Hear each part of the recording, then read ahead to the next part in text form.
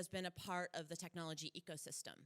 Let's make a huge impact now. Let's make sure that right from the beginning, not just women and men, but Black people, brown people, people from various different cultures, as much as we can, let's make an impact now and change that trajectory from sort of this sort of small homogenous group into this much larger group, because we've got a whole world waiting for us, and if we're in this room, we are the thought leaders of augmented reality. So I think it's on us to make a big difference. And that's why I started AR/VR Women. I agree with them also in the sense that, very much so, that the women in this community have been such a huge support, and honestly, the men too. This is a great community in so many different ways. But it's really great to have these incredible, powerful, strong women who can back me up wherever I go. And I've met some of the most extraordinary people. I just have to talk about my friend Jessica. She actually has faced down Somali warlords, and she's in AR. So there are some incredibly empowered women in this field, and if for no other reason, I'd like other women to come here and meet these other women. Oh, sure. I actually forgot to mention one of the things that I'm working on with Malia, Martina, and Marco, actually. But it's called Women in XR, and I'm not sure if you've heard of it, but it is a new initiative that we're kicking off, hopefully this fall, and it will serve as a place for resources, monetary advice, and just like various support. So it'll be a number of different things, but watch out for that and sign up for the newsletter if you'd like. But yeah, we're gonna make that happen. So. Cool. I'll just add on Jody's point of awesome women. Women also come to this landscape with they see the problem differently. So having diversity on your teams really enables you to create an interesting solution, and being able to visualize that problem in different aspects helps a lot. You'll beat out your competition, or you'll think of things in just a whole different light. So be active and have a lot of different voices solving each of these problems. That reminds me of the thing we were talking about before, this software bias, the bias in software.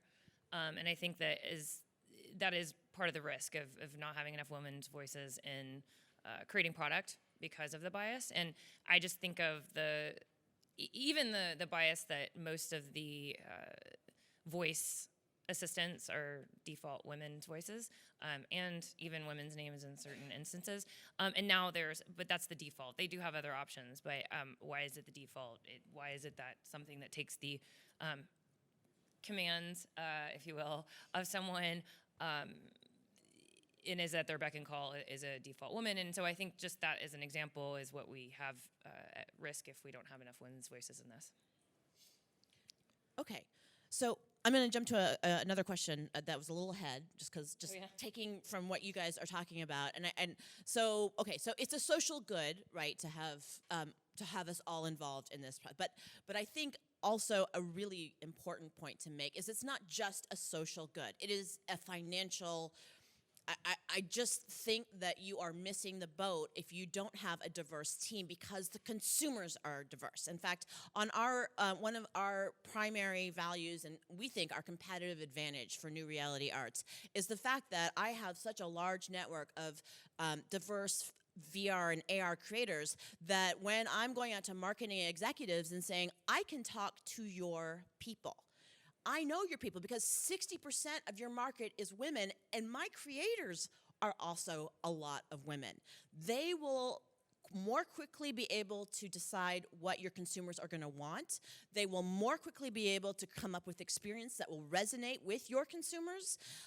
It saves time and it saves money, and it's going to give you better experiences. So it's not just a social good, it's also financial need, I think, for all of us as successful entrepreneurs and as people looking to succeed in the field, that we make sure that our teams are a reflection of the consumers that we actually are going to be creating these experiences for.